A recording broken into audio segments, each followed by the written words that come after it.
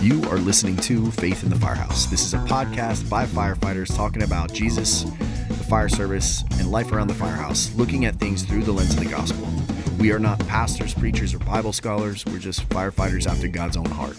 This is episode number 22, and this is the second half of our conversation with Fire Chief Butler. So if you've just come across our podcast, or if you happen to miss the last one, go back and check out episode 21 so you can get the full rundown on Heroes and Angels, why we brought in Chief, and the full conversation, because it was a great conversation. I feel blessed to have been a part of it. I got a lot out of it. I hope that you do too. And it really opens up here in the second half as Chief shares some tough times with us, with his family, his daughter, and his brother, and was honest with some feelings about pain and anger towards God. We touched a little on church hurt, which honestly, Brandon and I, we weren't really prepared to speak on that, but it is something we will dive into in the future. There's one thing you can take away from this episode, is that although he walked away from the church, he never walked away from God.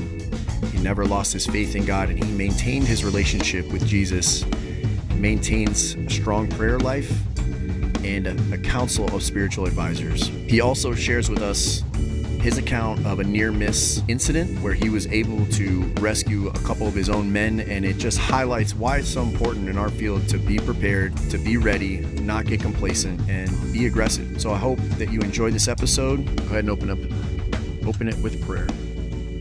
Heavenly Father, Lord, I pray and thanks for this day. Thank you for this opportunity to be a part of this podcast, and I pray and thanks for this conversation, Father. I pray that it reaches whoever needs to hear it, and I just pray that if there's anyone out there wrestling with similar feelings of pain and anger towards God, Lord, that I pray that you see their pain, their questions, and their disappointments, and you know their burdens, Lord. And I pray that they bring them to you, Lord, and they know that you are a loving Father. I pray, Lord, that you meet them where they are in their frustration and remind them that you are not distant or indifferent. You understand our emotions, and you are loving and compassionate, Lord, and you understand these struggles. Father, help them to bring their anger to you, to not turn away from you. Father, I just pray that this conversation, it helps to bring more godly men together to build up a brotherhood of just disciples and people sharing your word and bringing more light into this world. In Jesus' name, I pray. Amen.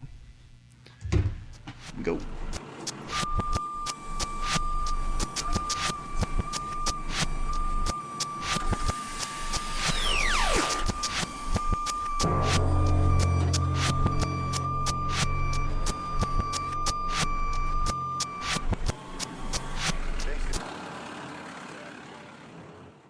I feel like we covered everything that I wanted to talk about. Was there anything for as far as Heroes and Angels want to cover? I mean, I think I touched on it at the first. I think I talked about what my mission was and how we were doing that with you.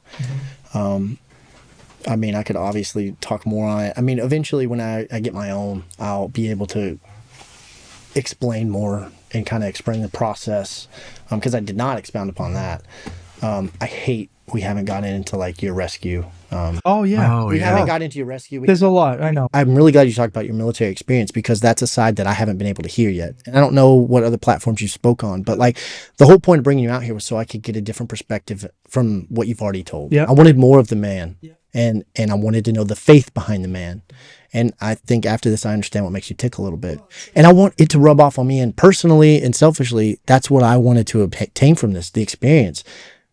You know, surround yourself with like-minded individuals, those in the faith. You know, you said you're a faithful person, a spiritual person. Faithful, yeah, not so religious. You know? And I don't have, I have a relationship with God through prayer, and I need to break open my Bible more. And I can't pull out scripture like crazy, but I want to know that there's other people out there that have prayed, that will pray, that look to answers from God. And I believe that those signs are God speaking to you. And you don't have to believe that, but I believe it. I do. I think God speaks to you and gives you answers, and you don't have to necessarily think it's God speaking to you, but for me, I'm seeing that. And I think it's beautiful, and I think Christians will see that. It's also like, I've been mad at God for a long time in my life, and I think that's important to say. It is. Because he is a father, and I've been mad at my blood father, just the same way I can get mad at the Holy Father. And, so there's been a period there where I did walk away from the church, And we talked about that. And when my daughter Sullivan was born, I was really angry at God. Sullivan, to share a quick story so you can learn more about me. Sullivan was our fourth child, the fourth girl. She is named after the Fighting Sullivan brothers from World War II.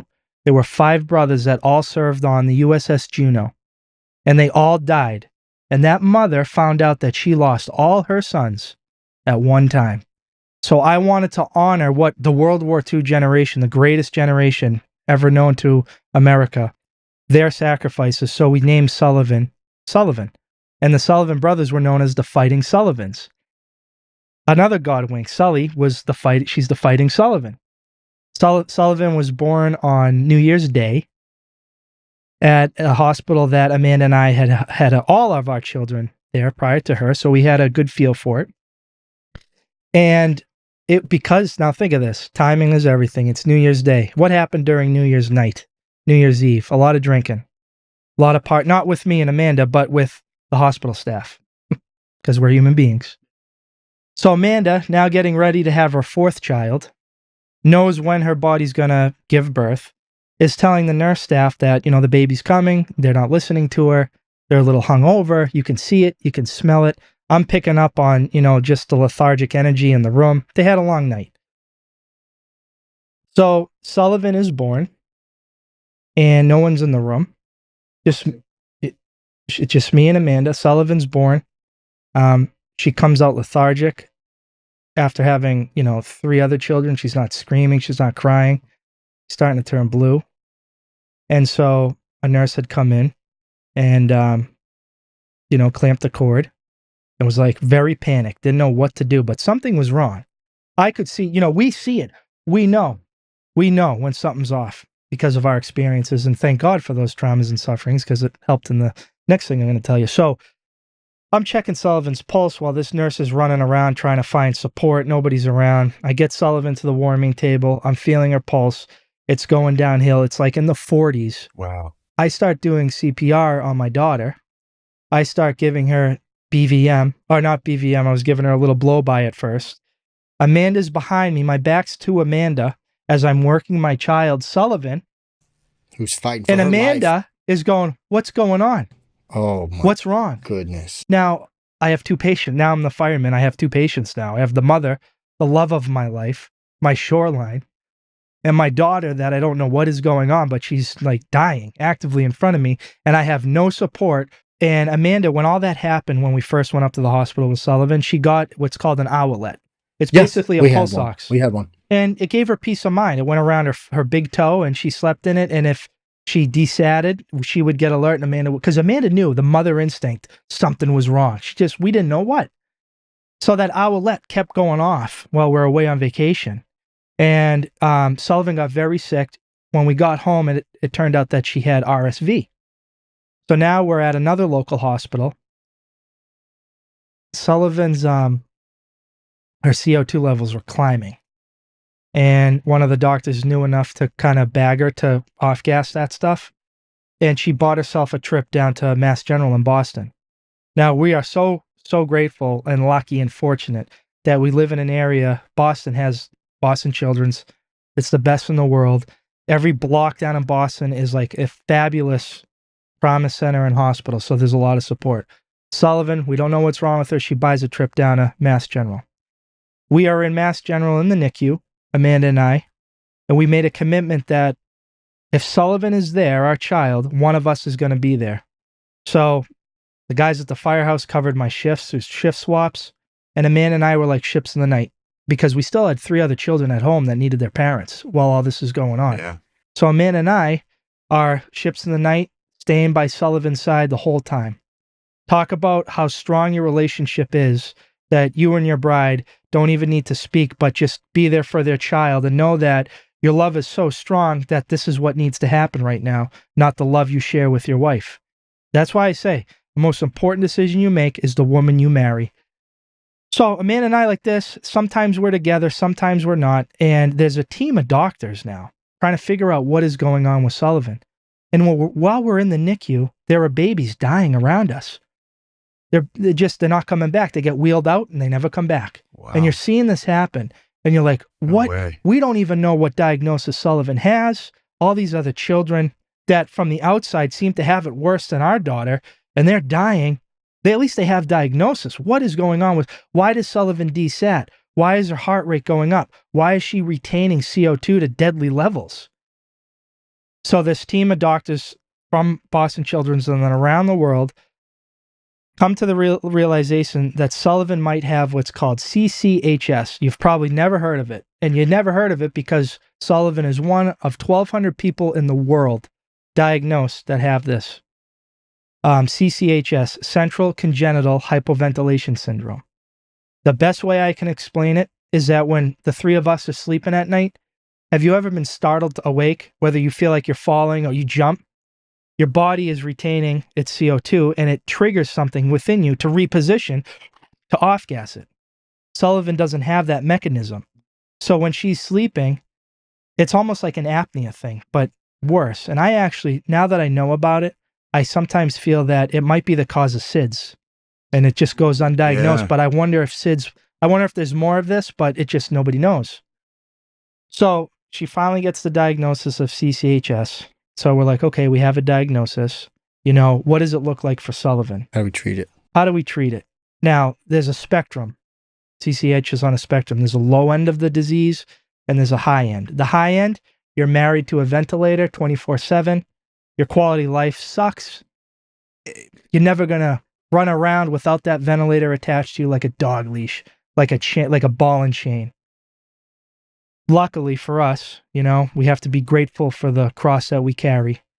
Sullivan is on the very low end of that spectrum. So and Amanda and I advocating for your children, and then this would come into play when COVID happened.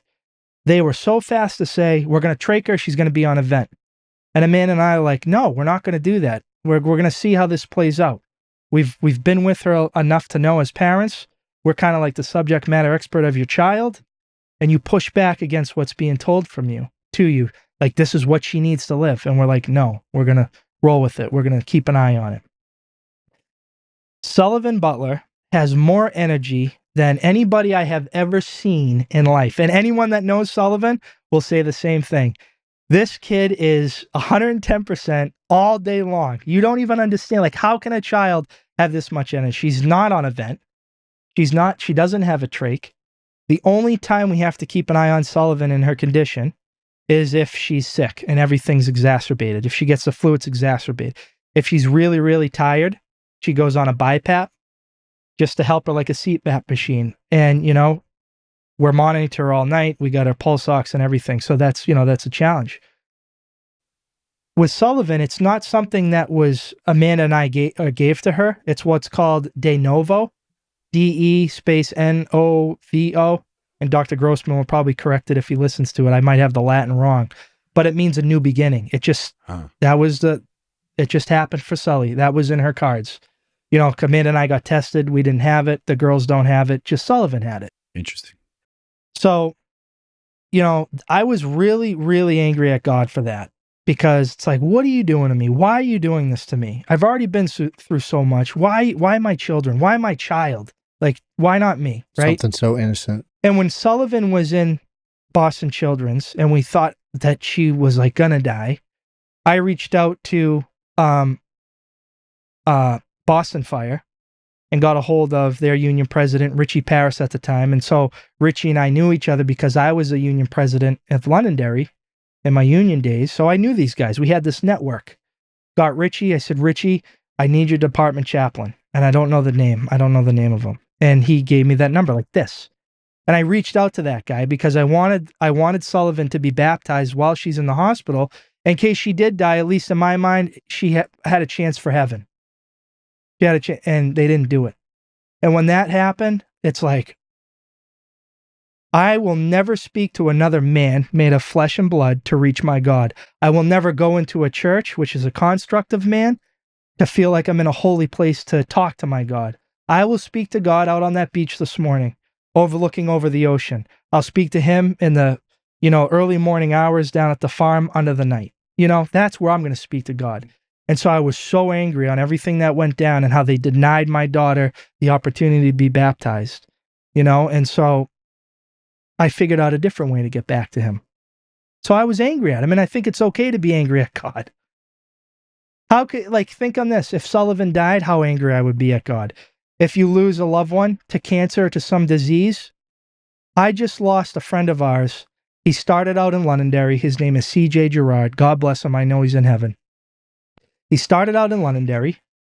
He's from the Concord, New Hampshire area, and he left Londonderry to be with Concord. Right? It's his hometown. That's where he wanted to be. CJ died a couple of weeks ago at age 39 with 2 children and a beautiful wife named Shannon. Gone forever. Why? I'm sure Shannon's very mad at God right now. Right? How can you not be? My heart breaks for that. How do you even deal? That is just so wrong on so many levels. Why? We'll never understand it. Yeah, so you know what? I am mad at God. I'm not prepared to speak on this. I know there's I'm not prepared to speak on it. And I'm not going to try. My heart breaks for those situations. Yeah, it's just crazy to me. That is one of the really hard things to navigate as I'm exploring and studying theology and studying God and getting to know him. My heart breaks for all those stories. And especially for, it angers me to think that someone would get between you and you trying to baptize your child. And I don't speak denomination too much on this podcast, but I know at some point it's going to come up. And I am a non-denominational for that reason, that the most important thing to me is that relationship with God. And I believe the Bible to be God's word. So those two things are the most important thing to me. And I wish that everyone had the experience with my home church that I've had to this point. But unfortunately, man will always be man. Mm-hmm.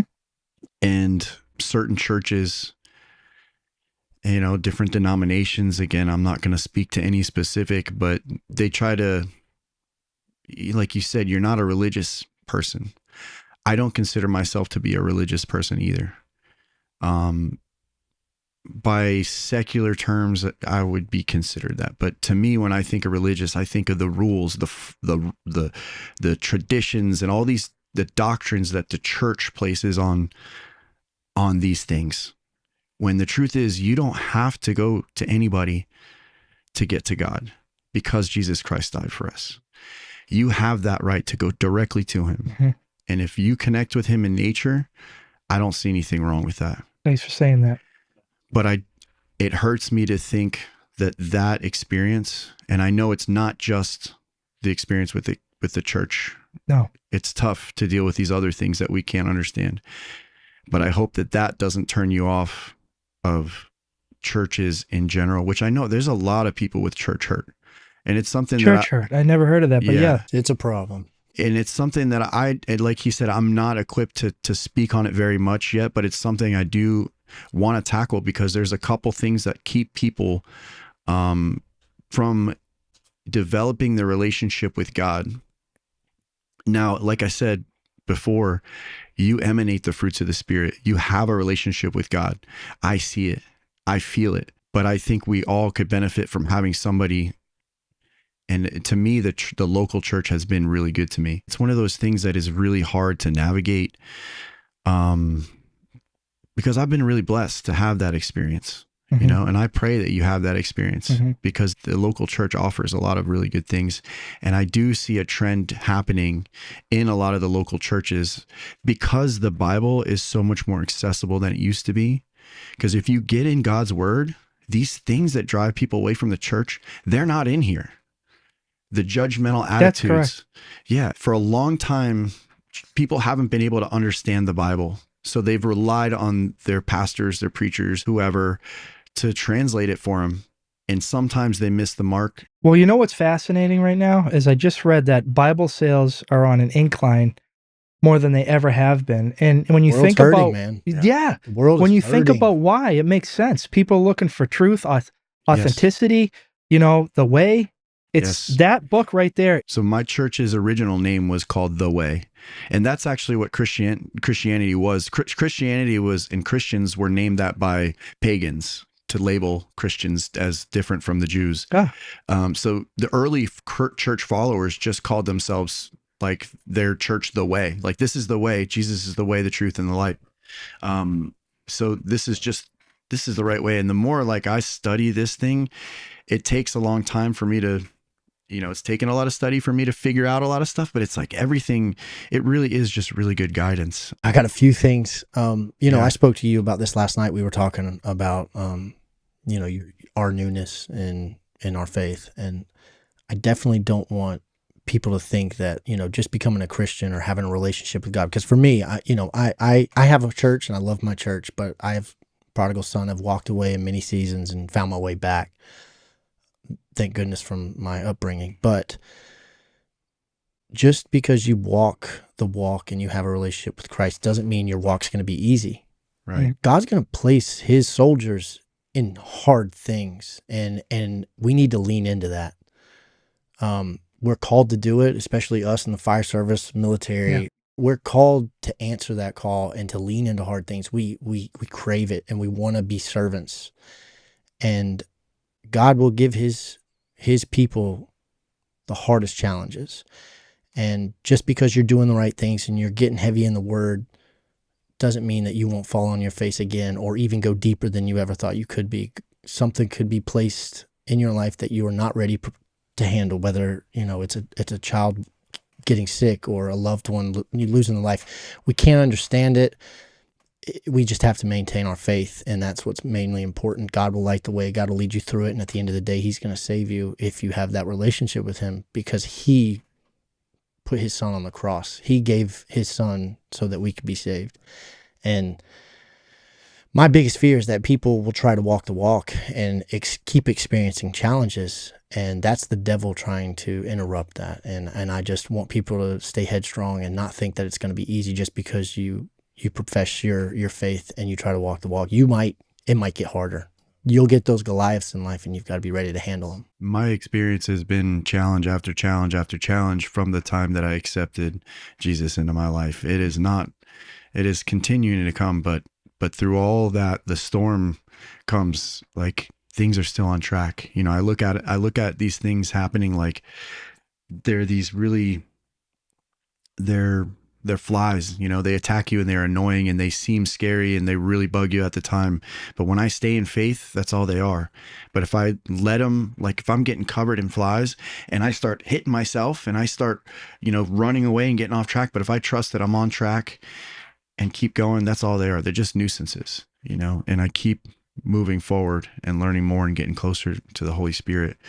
And, like, just to go back what I was saying earlier, like that relationship with Jesus is all we need. The whole reason we have the Lutheran Church and all these other churches is because there was a lot of people, when they started translating the Bible, they didn't agree with what the Catholic Church was doing. Mm-hmm. So that's why you have the Catholic they were in Church. Control of it.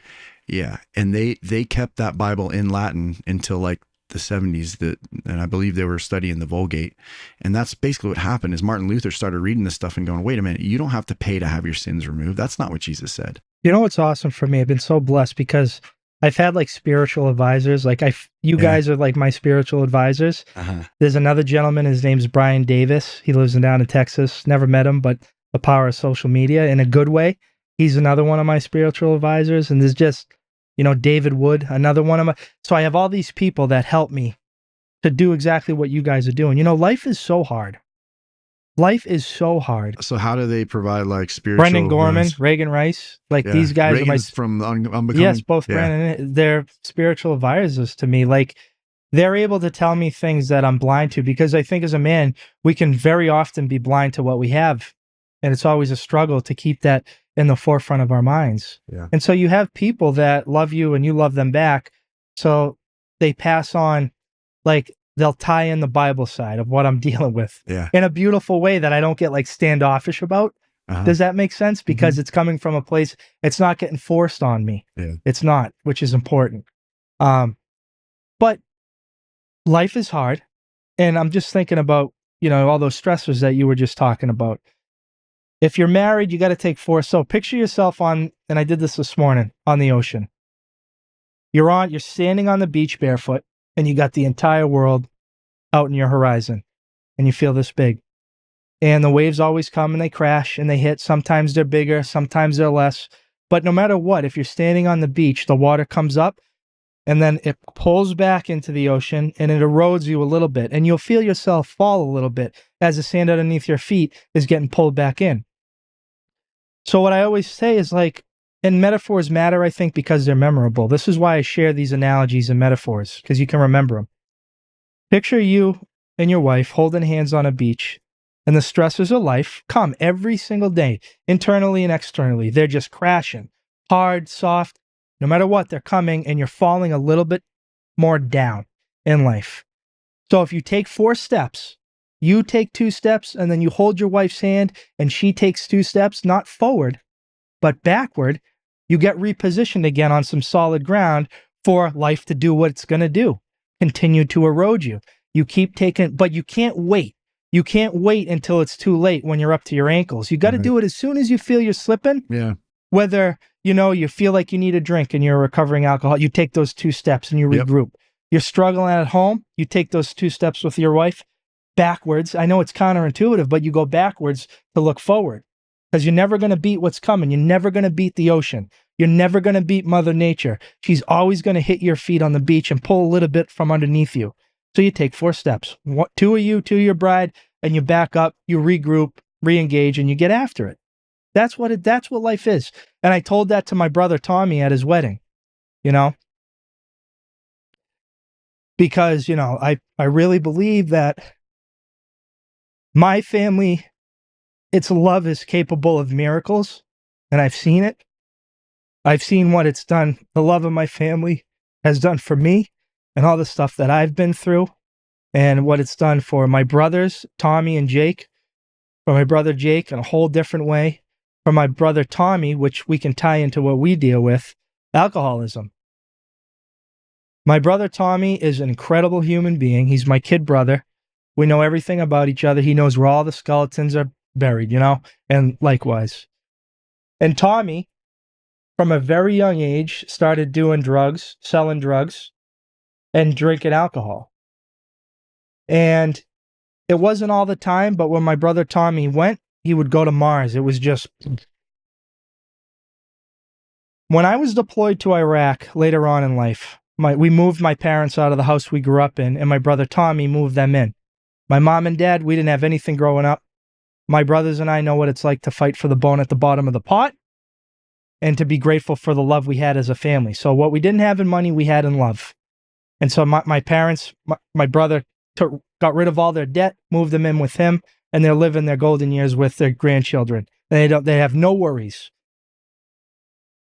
When I was in Iraq, my father, he wrote a letter to himself, and we found it when we were moving out of the house. And it said, Jim's stressors, and they were ranked in order. I'm deployed to Iraq in the combat zone.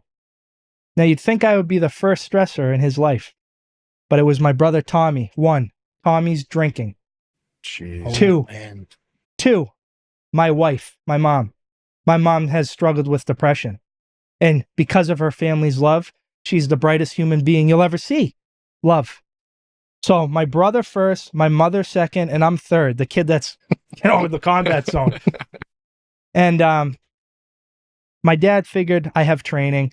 I got the best equipment money can buy. I'm with other studs.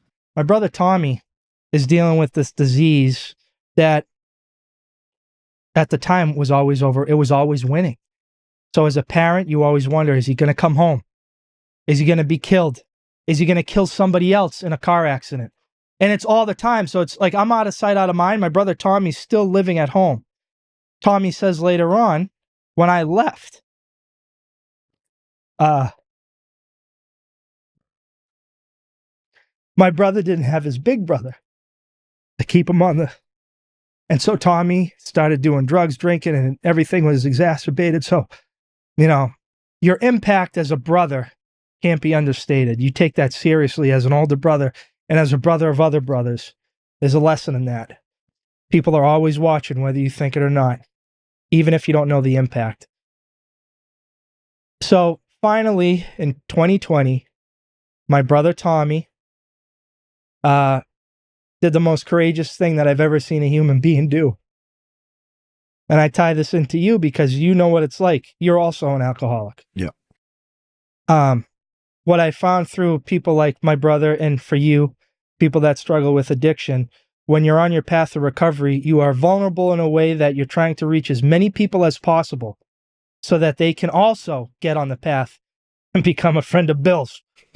So my family's love found my brother at the lowest point of his life, saying that he's a good human being, he's got a problem, and he wants help. Family rallied together. We brought my brother up to Effingham, New Hampshire to Granite State Recovery. It was wintertime. You guys know me by now in your audience. I'm very in tune with Mother Nature. And I believe that a setting in nature is very important for spiritual growth, physical growth. It's very important to be around nature. So we go up there. You're so afraid of the unknown sometimes because you don't know what you don't know. And the fear of the unknown is difficult. The devil you know that whole saying. So we get my brother up there and he meets his sponsor, lack of better words. Somebody greets my brother. We check him in. He's got a suitcase and it's wintertime, but it's like a relatively mild day and he's got his hoodie over his shoulder as a jacket. And in the car, as my brother Tommy is walking away from his family, not to abandon us, but to come back home to us, to heal himself so he can come back to us. I took 2 pictures with my phone, and they were back to back. The sun was out. It was a beautiful day, not a cloud in the sky. It was like a September 11th weather day, but in the wintertime.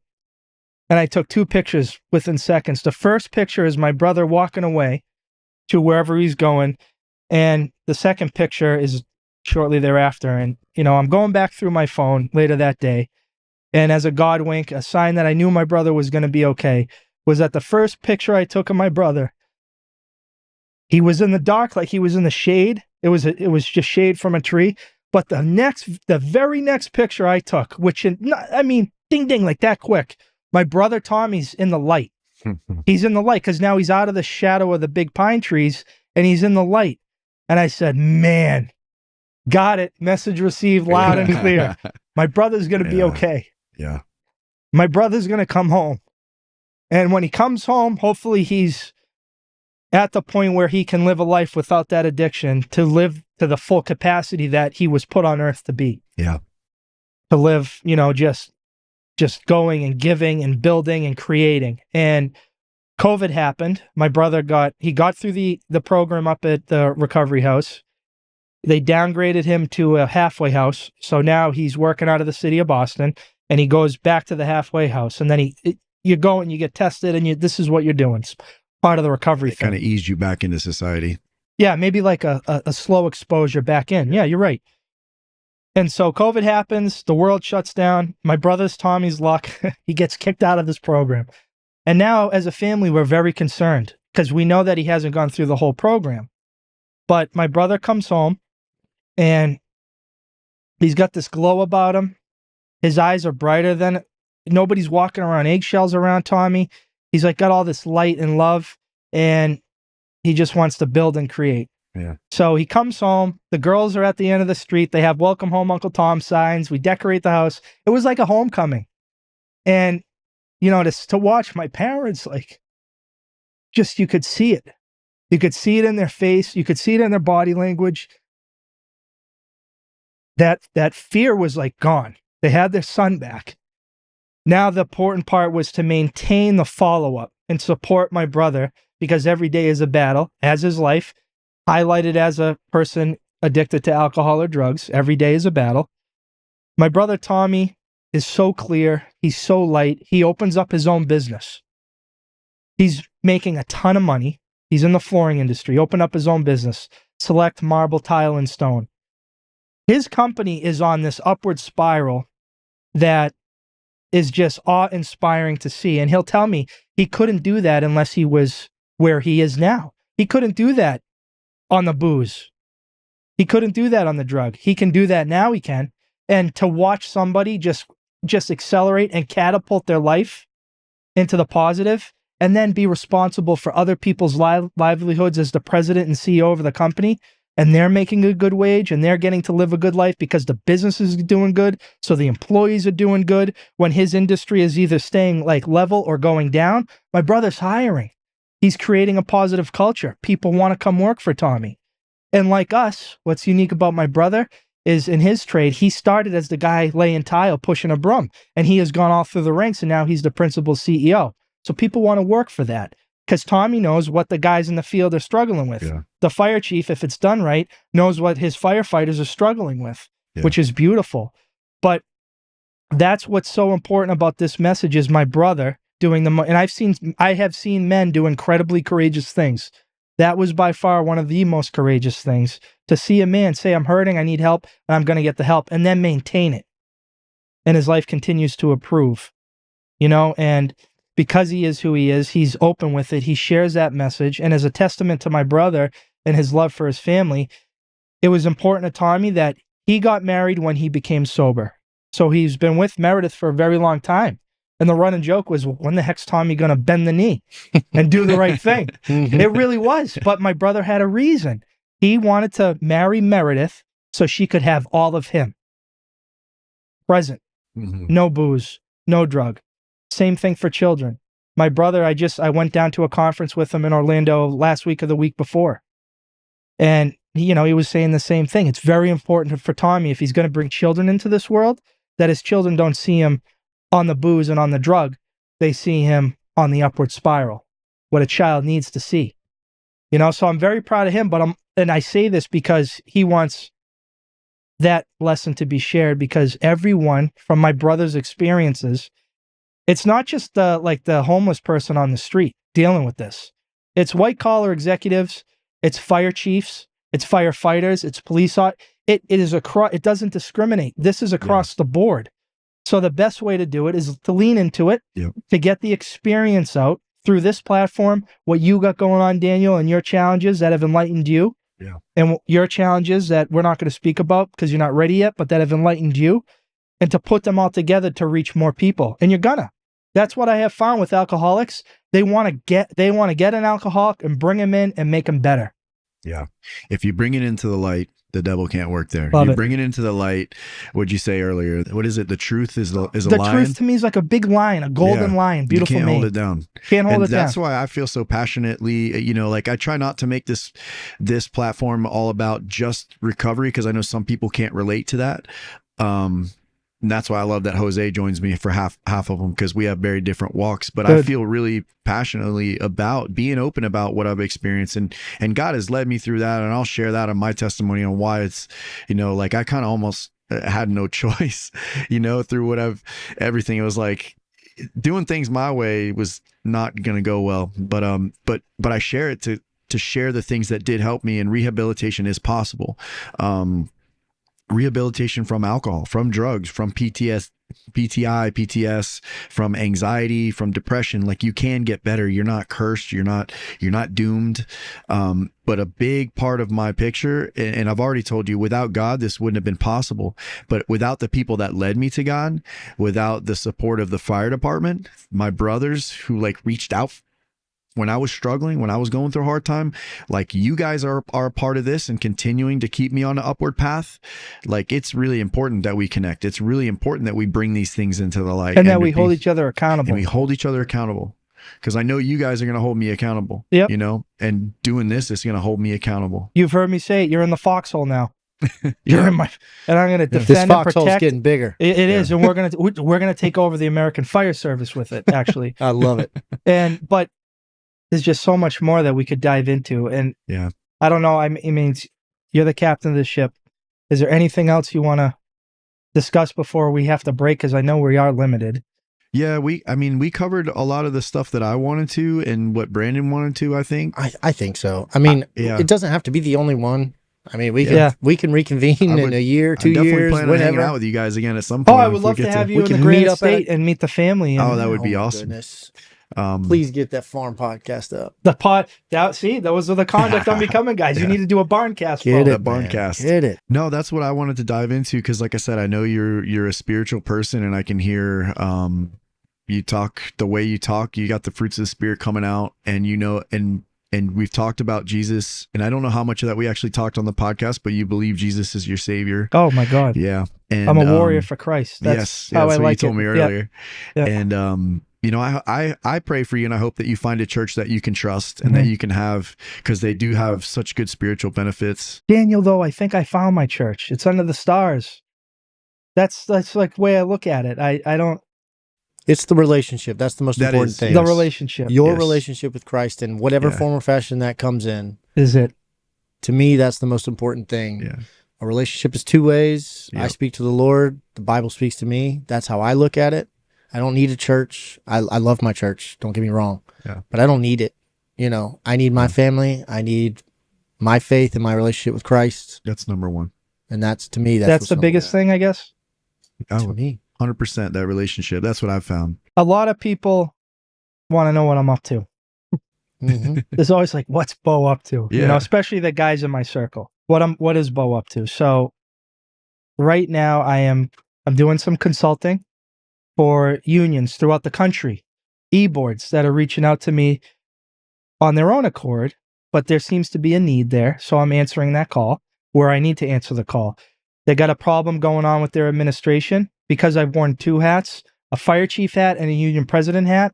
I can navigate and help them get to their answer through themselves, but just kind of giving a little encouragement, whether it's like a personnel matter, a staffing matter, having to go public on something, so I'm doing consulting work for unions. I'm doing consulting work for other full-time fire departments throughout the country, which is really impressive for me to, like, someone thinks that I'm a guy that they can talk to help navigate them through this stuff. Is that motivational speaking or? Well, it's like all encompassing. It's motivational.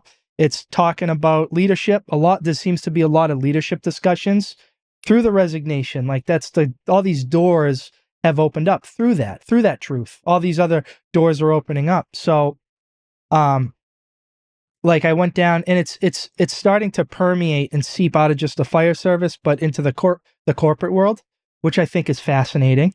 My brother Tommy, I mentioned I was down here in Orlando for a conference, and it's in the construction trades, and I made some really big contacts through that conference. I spoke about culture. We got a standing ovation, I guess, which is like something that doesn't happen when a guy just gets up. Hey, what do you know about culture? And Tommy's like, I went down there just to like kind of see what it's about with my brother Tommy. And it was just, the timing was right. We walked into the presentation and they were talking about culture. And I'm like a guest down there. So I'm like staying in my lane. I'm not sure. I feel like I shouldn't speak. I'm a guest. There's not a fireman in sight. And Tommy goes, hey, don't be afraid to get in on it. So the guy came over. We talked about culture. It was resonating for everybody. They applauded it. So that now is opening up doors from the people in the audience, from the people that are in charge of that conference. And those organic relationships build and develop. So, I think I think where I'm heading is like a performance development, leadership consulting, basically think of me as like a deployable asset, for a lack of better words. There are choke points in every organization, public and private. I have some experience that I can lean on. You can reach out to me. I can come in, do the OODA loop, observe, orient, decide, and act. Pay some time in observing where the choke points are, communicate with the leadership team, give my recommendations or whatever they need. Deploy me into the situation and I'll figure it out and help guide people through stuff. And that's really starting to take off for me, so it's like a whole nother thing that I never thought I would find myself in. But this is how this works. Just when you're getting ready to jump one way or another, there's always another opportunity that comes in and puts you at a crossroad. Now, I talked about my decision to resign. And I was thinking the long strategic game. One of my buddies, one of my battalion chiefs, the one that I pulled out of that building, knows me very well. And when I was addressing the general body the night before my resignation, he looked at me and he says, Bo, he goes, you can think ahead in a way that is kind of crazy. Like I can foresee, I can plan and know human behavior and see where things are going to go. And he goes, I know you have a plan. What is it? And I wasn't willing to share it. But he was right. I did have a plan. And that plan is happening in live time. That plan is happening in live time to exactly where I knew it would go. So now I'm going to be forced with another decision to make. And I don't want to get into it, but I need him to know that, yes, there was a plan and it's starting to reveal itself. But sometimes it takes time. Sometimes it takes time and discipline, and more importantly, faith that it's going to work out the way it's supposed to, how you know it needs to work out. Yep. We're almost right there. Do you mind telling that story? Yeah. And we can end with that? Yeah. And then I'm going to put you on the spot to close us out with prayer after that, if you're cool. Gotcha, brother. Good. Yeah, let's hear it. This, and again, like this was something that wasn't shared. And it only came out because after my resignation, Bruce, my brother, and some other, like my deputy chief, Phil, a couple other people spoke on my behalf after I left. I resigned. Amanda and I are like, we're going back to the farm. See you later, because I was overwhelmed. I needed to catch my breath a little bit, regroup. Unbeknownst to me at the time, people were coming to speak on my behalf to the council, to plead for the council. And one of the stories, and like I'm kind of mad at him for it, was the story of me going in and finding Bruce and finding his probationary firefighter at a commercial building fire in a neighbor community and pulling him out of that building. So it got out into the interwebs, people captured it, and like they wanted to know, like, oh my God, this is the chief that just resigned. Like, so I've had to kind of talk about that, and I never felt that I was ever going to have to, nor really wanted to talk about it. But there again, that happened. My department did an after action. We did a near miss report on it. I was the author of the near miss report, which really I shouldn't have been because I was directly involved in it. But what did we make the commitment? To tell the truth, to be vulnerable with our mistakes. So July 27th, 2022, responded mutual aid to a 3-story medical office building, all chopped up into it was a maze. I was a battalion chief at the time. Now, here's what's wild about this. My grandfather that I talked about died July 27th years ago. So the same date. Like, my brother's son was born on that date. It's just crazy. And that this happened on this date. That is wild. I was a battalion chief at this time, and I made a commitment that if I ever was fortunate enough to become a battalion chief, a shift commander, that it would be me as one man of 4, I'm one of 4, that if I had companies respond out of town to an IDLH atmosphere, then I was going to get in my gear and show up, not to, do an old home day thing at the incident command post. Yeah. Like we've all seen. Everyone's rubbing their white helmets together, catching up. But it's like, no, we're battling an enemy. You ought to be paying attention. You better be staying alert to stay alive. People's lives depend on it. So I wanted to go so I could be support force protection for my own people. Because who's going to look after their own people better than the guy responsible for them ultimately? So I had an engine company go mutual aid and an ambulance go mutual aid. I was speaking with our medical director in the battalion chief's office at the time. And when I knew that my guys were getting moved up to the scene, I looked over to him and I said, hey, let's go for a ride. And I gear up because I'm going to go and be ready to fight. What that looks like, I don't know, but that's my mindset. So Bruce's company was on the 3rd floor, searching for life on the 3rd floor. And I showed up on scene with the medical director. Where I parked was right next to my engine company that was supplying water for the fire ground. So I checked in with the operator, very squared away, young firefighter, aggressive, loves the job. And like that passion is what we want to see in all of our people. He's that guy. Very competent operator. So it's like as an incident commander, your all-stars and you try to play to their strengths. When I had him as my pump operator, like I don't have to worry about him. He's good to go. He's good to go. One less thing I have to worry about.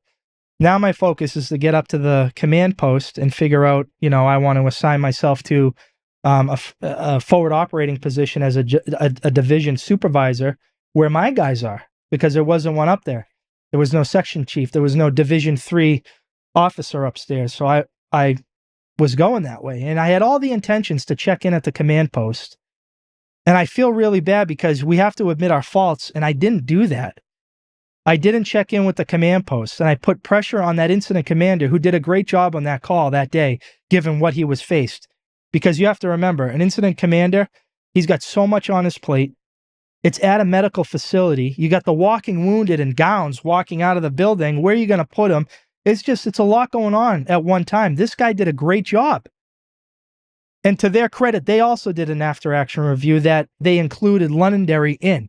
It was leadership. It was leadership at the highest forms, and I'm very proud of them and us for the collaboration that we did on that. But when I was walking up to the building, knowing that I have my guys on the 3rd floor searching for life, I'm walking up and I see two master streams beating the bag out of the 3rd floor where my guys are. Now, I grew up in a fire service where that's like a cardinal sin. Yeah. If you have guys operating, you're not flowing water 2,000 gallons a minute out of a bucket on a truck. So it was like a red flag. I'm like, what? It was a red flag for me. It was an indicator, maybe a pre-incident indicator. So I changed my focus to not checking in with the command post. Shame on me, my fault. And I said, I got to make my way to my guys. This is like not good. This isn't good. I got guys up there. So as I'm making my way to the building, I want to do a quick 360 of it so I can orient a little bit better to the building. So I make my way to the Alpha Bravo corner of the building. And I go, that's where the entrance is. So I go down the Bravo side to the Charlie side, and it's a long distance, and I didn't want to waste time walking around. So I did a visual on it, saw what I was up against. Came back around the Bravo side, heading for the Alpha side, walked in the front of the building, or the A side of the building, looking up, seeing, orient myself. And now I'm on the D side, the Alpha Delta corner, I'm looking down. And on the exterior of the building, there's a staircase, but it's surrounded in glass, Uh-huh. So I got my little officer's tool. I've had it with me forever. If that thing could talk, the things that it has gotten me out of and into, it's like I still have it. It's in my library. It's in my study. I want to see it. It's in my, I will. It's got energy on it. So I'm like, you know what? I'm going to force this door and make my way to the 3rd floor. Now, while all this is happening, I can hear my Bruce, who's a lieutenant at the time, calling out to command. Command from Division 3. Division 3 calling command. Task saturation, radio issues. It turned out through our after-action review, the command car wasn't picking up Bruce's traffic. But I can hear, as he's not being acknowledged, I can hear the inflection in my friend's voice. Uh-huh. I hear his concern. I just know something is wrong with my people. Why? Because there again, firemen are blessed that we learn everything about each other. We know how each other smell. We know the names of our wives. We know what we like to eat, what our allergies. We know it all. It's important. There's a reason for it. Because I knew my friend's voice. He was in trouble. That's intense. I force entry on the door. I control flow, and I make my way up by myself to the 3rd floor on the Delta side of the building. Freelancer. A freelancer. And I'm in the back of my mind, I'm breaking all these rules. This is not good. Nobody knows where I am. I got no hose line. This is not good, Bo. But Bruce is up there with his probationary firefighter. As an incident commander, I know that. It's different if Bruce and I were up there, or Bruce or, Tony Macarone was up there with time on the job and experience to fall back on. But it's Bruce and a probationary firefighter with no experience to fall back on. And there's no substitute for experience in our trade. So I get up to the 3rd floor, and the conditions, I can't see anything, but something in me said, no, this doesn't feel right. This doesn't feel right. I've always been one to trust my instincts and my gut and listen to the whispers my body's telling me. So I left. And there was a reason I come out of there. I come across another company that's going in to do a search in the basement. And I hold the door for them, and they go do their thing. I'm coming back up the Delta side to the Alpha side. And I hear Bruce. He's requesting permission to vent. His conditions are changing rapidly. And I hear glass break right above my head. As soon as I come from the Delta into the Alpha side, glass breaks, and I look up, and it's my buddy. It's Bruce. I see his red helmet. He's doing what he was born to do, being a fireman. And it gave me this sense of encouragement that I know where he is. He's still alive because he's still fighting like a son of a gun, doing his job. And it kind of reinvigorated me to get in there and get to my buddy. He's good to go. I'm going to get him. And as he's continuing to raise command, I can hear now his vibra alert in the background. Turns out it was going off longer than I had picked up on it, but those were my cues. Audibly, I could hear it. So I'm like, oh my God. So I'm now making entry into the Alpha Bravo corner, which is the lobby. And it's a 2-tier lobby. It's like the first floor and it goes all the way up. It's a clear line of sight to the second floor. It's an open air lobby. Gotcha. And then the third floor is above that. But as I'm coming out, I'm like thinking to myself, this is so wrong. I got other firefighters coming out to change bottles. There's a hose line, but it's not going where I'm going. So I get to I walk up from the first floor to the first set of stairs and I get to the landing. And I'm thinking to myself, like, you prepare yourself to die. Yeah. You just prepare yourself. What are the conditions in that hallway? Is it banked down? Well, the first floor, it's pretty good. Mm-hmm. That landing and going up, I couldn't see anything. It was like, I couldn't see anything. No tick? I didn't have a tick. No tick. Guys, it was so rushed. I screwed up so many times. I didn't have my tick. I didn't have a hose line. I mean, I had a radio on my SCBA and, I went. And I just remember standing there on that on the landing of between the first and the second floor, like praying. And I remember having these same thoughts overseas, like on a mission, like having those same conversations. If I die, watch over my family. In this case, if I die, please watch over Amanda, watch over the children. But Amanda gets so mad at me for this. I either wanted to die in combat. This sounds crazy. Nope. I either wanted to die in combat, so me and another couple of guys volunteered for every mission, or I wanted to die in a fire. I don't want to go out living a life where I'm not serving. I need to go out doing something for someone else. And so to think of growing old and dying without doing that is difficult for me. I know it sounds weird, but I was ready to die because I was ready to die overseas and I was ready to die in this moment. But I was ready to die with the people I was going to die around. My brothers over in war or my brothers at the firehouse. So it makes it a little bit easier for me. If I'm going out, I'm with my brothers. Right. There's solace in that. There's a sense of confidence in that. We're going to face it. We're going to go. So I kind of said my act of contrition, made my peace, told God to please watch out for Amanda and the girls, and up I went. No hose line to follow. No tick to orient.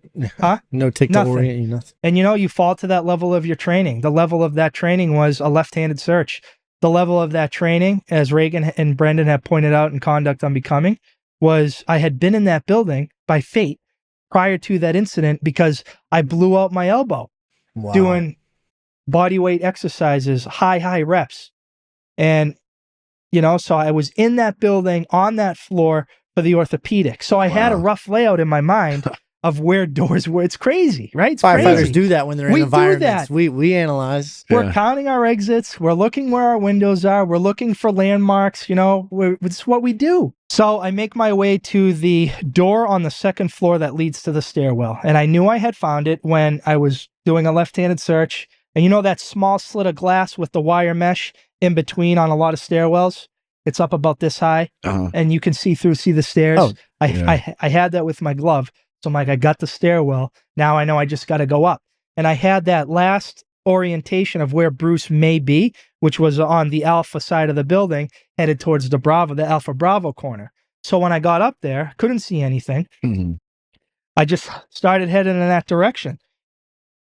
And found him. When I found Bruce, it's like a moment of, like relief. I got you, brother. We're getting out of here. This is easy. We're good. Like, I know where the door is. This is going to be quick. It's hasty. We're going to get out. Let's get a new bottle and we're going to go back in, right? Dude, I can't imagine. So I felt so relieved as an incident commander responsible for other men's lives. Not just their lives, but their wives' lives. And those lives are all on my shoulders. And I don't see there being any other way for a leader of men to be.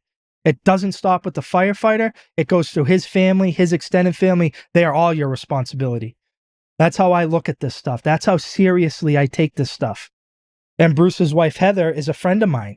My wife knows Heather. We were in their wedding. Bruce has 4 children. Yeah. If I don't get Bruce out, his 4 children aren't going to have their father. Heather is not going to have her husband, one of my good friends.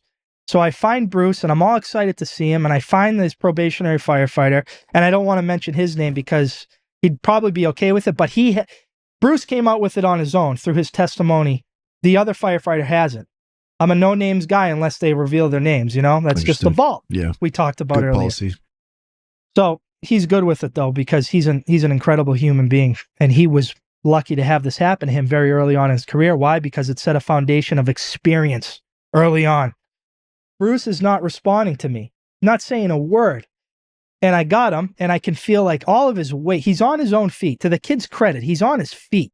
He's under his own power. I'm holding him, but he's walking. You know, he's putting one step in front of the other. The probie's following behind us. Holding on to Bruce. Bruce isn't saying a word to me. He's getting like what I feel like being drunk. You know, he's losing himself. And as we're making our way into the stairwell, you know, I'm radioing out, command from Division 3, priority traffic. Because I'm thinking as an incident commander, I know that incident commander is going to have to take in information, and then he's going to have to execute and react to it. So I didn't want to wait to say that, you know, we're out of the building in case Bruce needed medical attention. I said it while we were still in the building, so that incident commander had enough time to make a reaction to my message, which he did. So as we're coming out, we have a medical crew coming over to where we're coming out, the Alpha Bravo Charlie. Perfect. You know, sometimes when it works like that, organized chaos, we do it so well sometimes, you know, and that was a time when it was done well. And we're in the stairwell. Bruce still isn't talking to me. He's grabbing behind me because he's trying to get my buddy breather so we can plug in, you know, because like he's thinking that's how he is. And I'm like, no, we don't have time for that. Let's just get out of the building. And as we're getting out, like he's getting heavier. He's tripping on himself. The other firefighter, his vibro alert's I was still about to going on. ask, was he still vibing? No, Okay. he was. Yeah. We get out of the Okay. building and you learn all this stuff, and Bruce was literally out of air. And as they teach you as a last line of you know, survival, you disconnect and get your face low, cover it up in a corner, and just do your thing. Write it out. Bruce was doing that. Oh, wow. Brucey was doing that. Wow. And a testament to him as a company officer is that his probie didn't feel any of that stress that Bruce was feeling. But Bruce was like a storm on the ocean. Inside. Outside, he was a professional. Wow. Outside, he was being a company officer. And he did some other things that I don't want to talk about because I haven't talked with Bruce about if he's comfortable sharing or not. That's for him. But we got him out. The medical director was right outside waiting for me. And they're hooking him up. Londonderry Fire guys are there, you know, hooking him up. And Dr. Grossman leans over to me. And I'm in the moment, so I'm not really aware of what just happened, what just occurred. And he leans over and he's like, 30 more seconds, he would have been into cardiac arrest. Jesus Christ. So we get Bruce to the hospital. He's okay. We run a bunch of tests. He's doing well. I contact his father, who at the time was a dispatcher for us. So he's hearing all this stuff going on. And I call him, let him know that Bruce is okay. Call Heather. She's let him know he's okay. And he's sitting on his bed. And as firemen do, he's apologizing to me. You know, he's sitting there going, I am so sorry, Chief. You know, I messed up big time. I put you in a situation. It shouldn't have happened.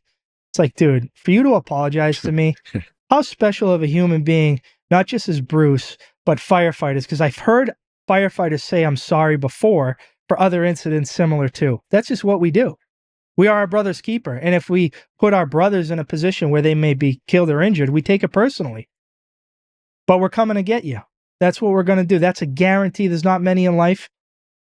One of them is that a fireman's coming in regardless to get you, especially if it's one of your own. It's a beautiful thing.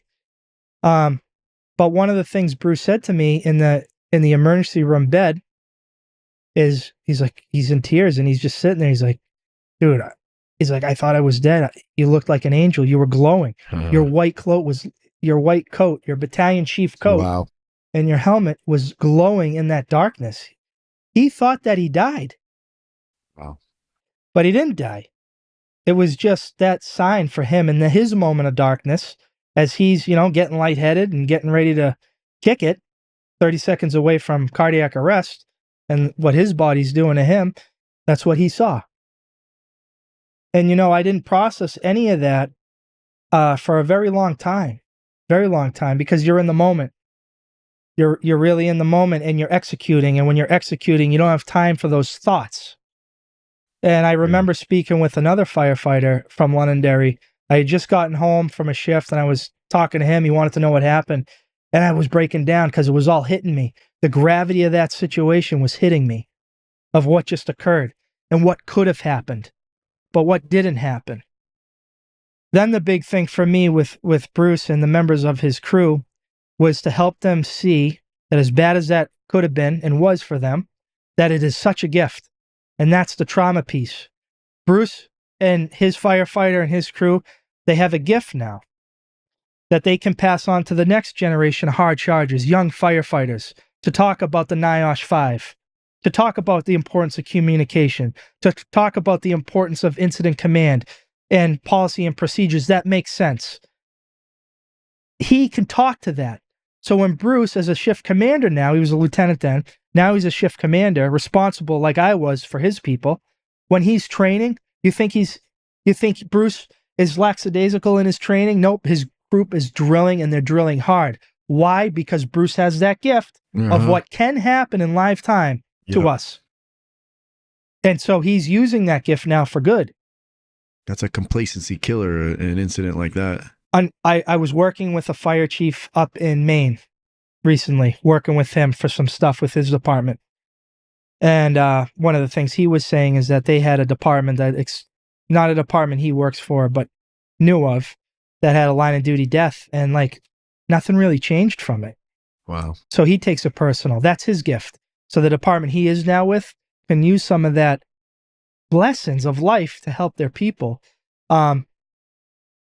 So it's just fascinating. And through that, we changed, we made a good policy, because sometimes chiefs push out policies that make them feel better, but either bog down the operations of the fire department, prohibit firefighters for having autonomy to be firefighters, just slowing. This policy was, because it was unwritten.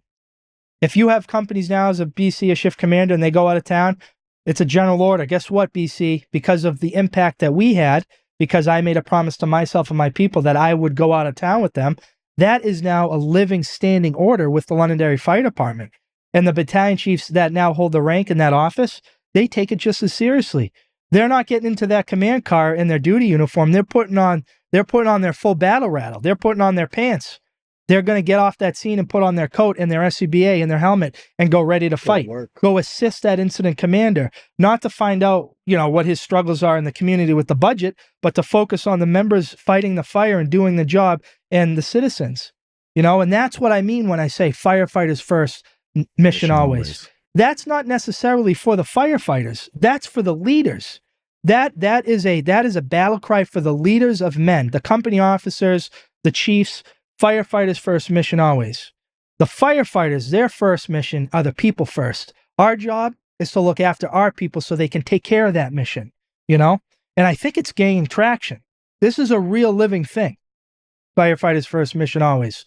Or like mission, you've heard of the Mission First series, from the Ohio Nuggets and these conferences.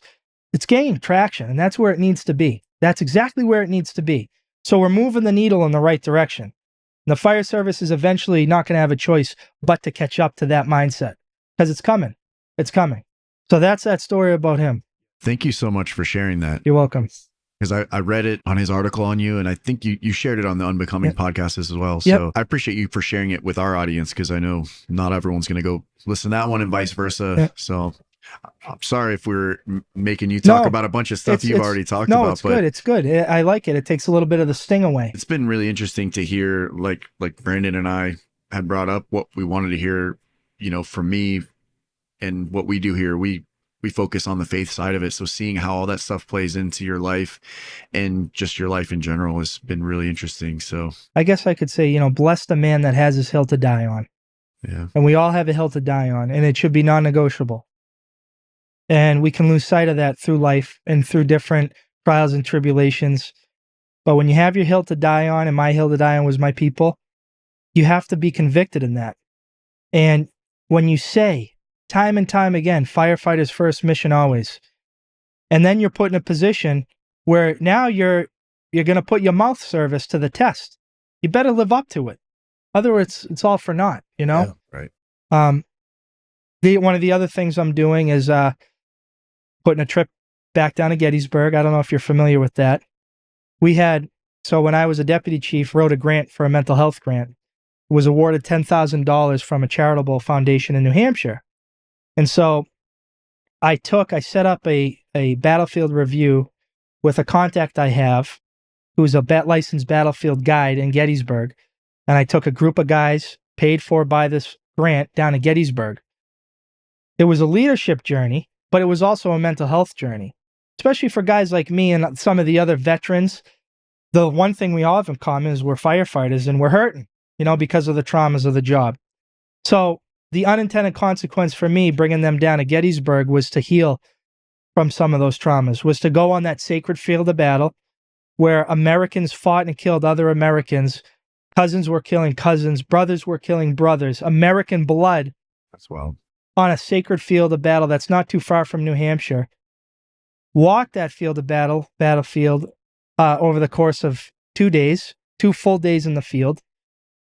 Talk about the lessons of leadership, good and bad. Talk about trauma. Talk about suffering. Talk about darkness. One of the most impactful monuments down there is, I forget his name, but he was the Union chaplain. And it's very impactful for me because before the Battle of Gettysburg, this chaplain absolved the Union soldiers from killing other human beings and engaging in war. And so we stopped at that one. And we use it as a moment for that same chaplain who's now been memorialized in a statue, an Irish priest, which resonates with me. And he's got his hand up, and there's a plaque about what he's doing and why, to take a bunch of guys down that have seen the worst of mankind, both good and bad, but then in a weird way get absolved by him too. Right? Yeah. That's how I am. That's how I feel. So we're putting our hands on these monuments and memorials. We're feeling the positive energy and the love, and we're doing a little bit of healing as a group outside the walls of the fire department. You know, it's not just in the firehouse. You can't replicate what we experienced, you know, in the training room at Central Station. You only get that experience on that sacred field of battle because of what it stands for.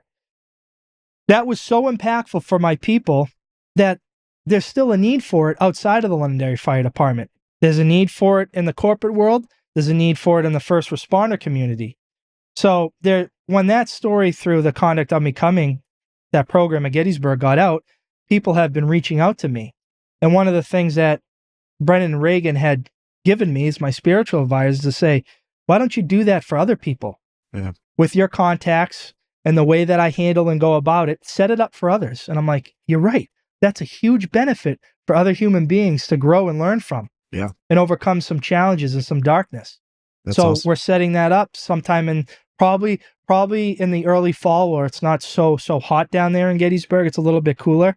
But myself and Colonel Rob Abbott, who's my licensed battlefield guide, are working together. Nice. Setting that up, working the logistical side, because I know how to do it. I've already done it. I've seen, you know, how to pull it off logistically and the contacts. And we're going to do it for anyone else. So if someone's listening, reach out. Let's set it up. There'll be a fee because I got to cover costs, but it's an investment in yourself as a leader and as a human being. And you can't put a dollar sign on it. You can't. So before we close up, is there anywhere, like, how can people reach you for that or just in general? The best way to reach me will be through you guys, right? It will be through Black Smoke and Conduct Unbecoming, which is kind of how it works. And obviously through my Instagram, which is the only social media platform I have. Gotcha. I don't have Facebook, don't have Snap. I just have Instagram. Cool. So you can reach me through it like you did, like you reached out. And I was telling him, I think on one of the breaks, I have so many messages and people looking for guidance and love and mentorship. If you're going to take the time to reach out to me because you think that I could bring benefit and value to your life, I am going to take the time to get back to you. It takes me a while because there's so many of it, but I'm intentional in every response. So it might be a delay, but that's the best way to reach me. Really right now, probably through you guys, because then you guys can call me or text me. I can attest to that from the first time we spoke. You're a genuine human being. I'm honored to have you here. And these conversations have been, just priceless. It has been. So, and I hate that we even have to wrap it up. I know. We got flights to catch. You know what? Yeah. You guys, you might experience this. I was telling Reagan and Brandon, I so much prefer this for the energy, but afterwards, it takes so much out of me that I'll be exhausted. Yep. Yeah. And after that happens, I'm going to go home, and I know this is how it's going to play out. I'm going to miss you guys deeply. There's going to be like this void because of the conversation we had and how impactful it made us feel. We're like on a high right now, and we're going to lose that high when we separate. Yeah. So maybe you've experienced it before, but that's how important this is. Yeah. That we can separate from each other and miss each other because of the stories and the vulnerability we just shared, and that's what brings us together. So I will be exhausted after this, and it's worth it. It's worth every ounce of my exhaustion. Likewise. And again, honored to have you here. Really appreciate it. And It's been my privilege. Brandon, I'm going to cue you to close us with prayer, Of course, brother. and we'll get this thing wrapped up. Dear Lord, thank you for this day. Thank you for this friendship. Yes. Thank you for our families. Thank you for our wives, for allowing us to have the time to grow together and heal together and tell our stories. Lord, thank you for putting those women in our lives and Yes. letting Yes, them be sir. the rock. Yes. Thank you for everything you've done for us. Lord, there's people out there hurting. Yes. I pray that we're able to touch those lives and help heal. Reach them, Lord. Thank you, Lord, for every day you've given us. Please forgive us of all of our sins. Please help us realize that you're the answer, you're the way, you're the light, you're Yes. the truth. We love you, Lord, so much, and be with us as we get back to our families. Help us to reach others continuously. Help us to be available. Give us the words. Give us the willpower to make an impact. Yes.